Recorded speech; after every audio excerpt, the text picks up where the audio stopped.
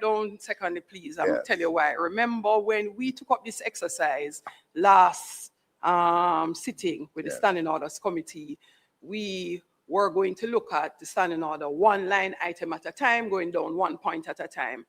And we realized that that would have taken us forever. The way these are drafted, it would have to be a composite document because it is not like our old standing order slightly adjusted. Literally, it's a full revamp. And the ordering is revamped, everything is revamped. So that's why the thought process from the chair here was to say, look, let us take this entire book, take our existing standing orders, and each of us make our notations as we go through. When we come, look at the table of content at the front, members. When we come to go through, based on how this table of content is done, literally it means even if we wanted, as Member Paul is asking, to take segments, it would mean that we'd have to say, all right, our concern is about bills, or our concern is conduct. It would be a little different than the way it would have been before. So we literally will have to look at this entire body of work, make whatever additional adjustments we would want to make. Like, for example, I will say, remember Oversight Committee had an adjustment for review of the reports coming out of, say, the Integrity Commission. Based on the discussions I've heard at the Joint Select, even the Integrity Commission said, look, we do not have anyone that we send our reports to. That, in their estimation, was a flaw. In here, we have included it to say they would be required, if the membership are of that view and the members of the House are of that view, that those persons would submit their reports to the Oversight Committee for review. In the same way that members and other civil servants required submit their reports to the Integrity Commission. Member Warmington would sometimes ask who review those persons. And so in these standing orders would have been notations to do that adjustment. And members may look at it and say, okay, it needs to go less, it needs to go more. So you will look, when you're going through, I would say to definitely take a look on the role and function of the various committees. One would include the Integrity Oversight Committee. Next one, well, you had mentioned how we involve other members. And I think for our side, we will be conducting a separate sit-down with our members just to go through. That's good. And then, so when we come back here, we'll be speaking with the full authority. Wonderful. That is excellent. That's very efficient. Next person is Member Warmington. All right. There's one addition I need to have made to the standing order. The issue is that there's nothing like penalty in the standing order as it relates to people who appear before committees. I've been in committees where... hold on, miss something. There is nothing like penalty in the standing order for?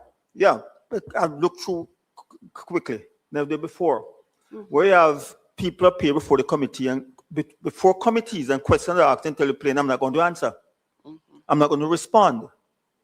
Or the committees are treated with contempt, where members just, where people are asked to appear and they just don't appear.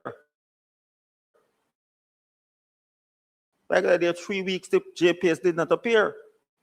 I'm saying there has to be like if you look at the US Congress, you can be subpoenaed as someone for the committee, then their penalty, your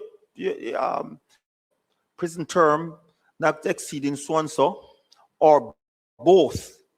But we have not like this here.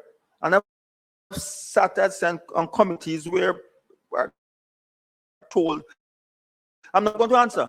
I'm not responding. Chris, the oversight committee, I'm to respond. I'm not going to answer. And yet we have no authority to place any fine or penalty on such behavior.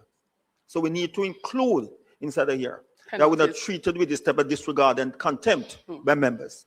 So I would say, Member Warmington, to please also note that as one of the recommendations that you would I will. I'll be coming back with that. Coming back from the yes, review. I'll come back with that. I would say, in thinking about your suggestion, agreed that there are penalties or repercussions that need to occur from misconduct. However, I am not sure, you can guide me, especially those who are legal luminaries, as to whether or not we can, without legislation, make it possible for any type of imprisonment or court action. I know we have subpoenaed persons before, because I remember in my first term, we had persons who were called and they didn't want to come because they were no longer with the entity. Remember, Paul, well, I'm not sure if you were on the PAAC at the time, but I remember we had an issue and some persons didn't want to come, and they were instructed that you do not have a choice. Once you're called, you have to be present. If not, we would have the courts subpoena you and insist that you come to the parliament. So, Member Warmington, I agree we need to make that a lot tighter. And if it is that there is going to be any sort of incarceration as a part of the penalty, I think we would need to delve a little deeper into the relationship between the legislature and the judiciary as it relates to any type of action that goes beyond us making a fine.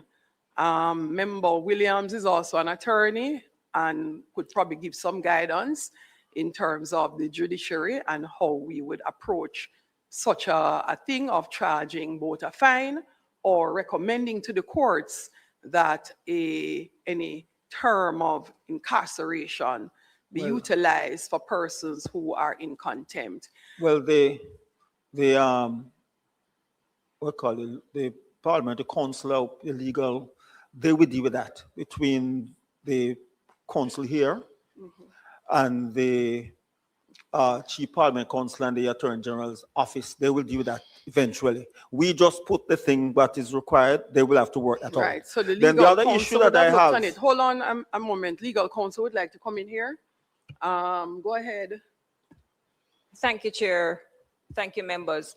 All right, so I do agree with the amendment and the review of the standing orders to capture and to implement penalties, whether it be by way of fines. But we must be mindful that there may need to be some form of legislative amendment to, for example, the Senate and House of Representatives Powers and Privilege Act.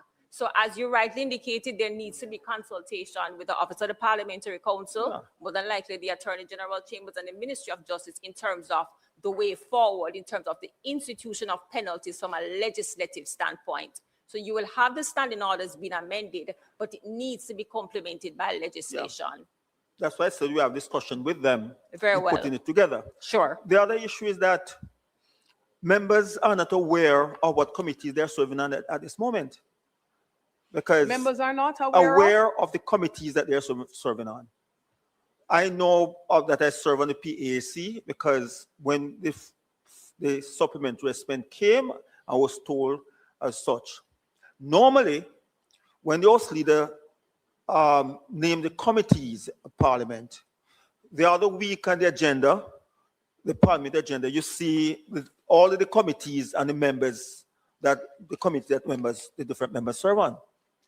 We didn't have that this time because I asked for copies after, and what I got is not there. So members are not aware of the committees because I don't know what committees I'm serving on right now. So I'm going to ask that this be made available. Like you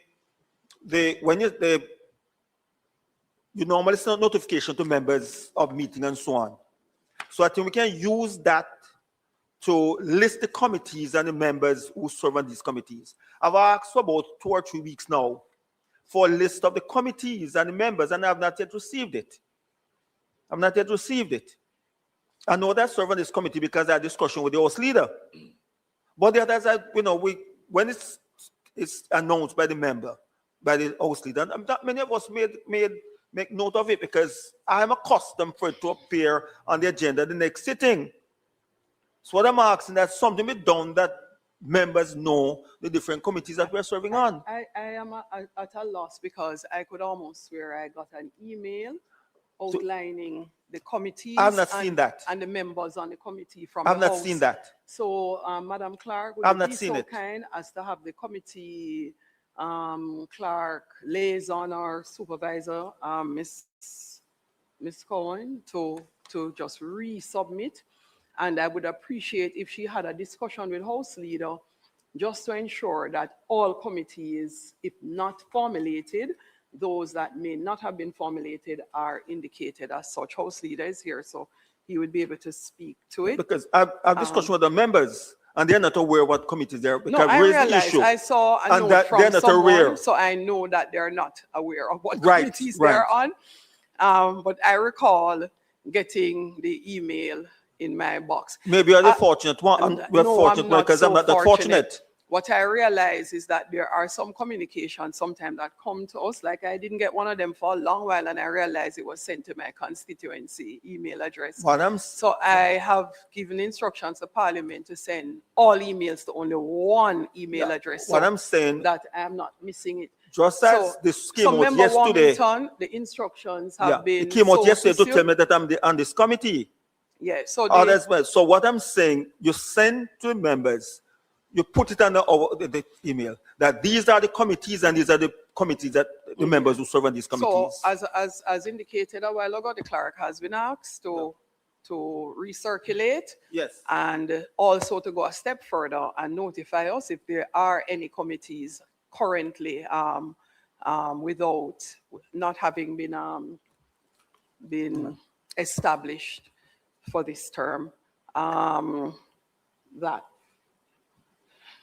I am looking.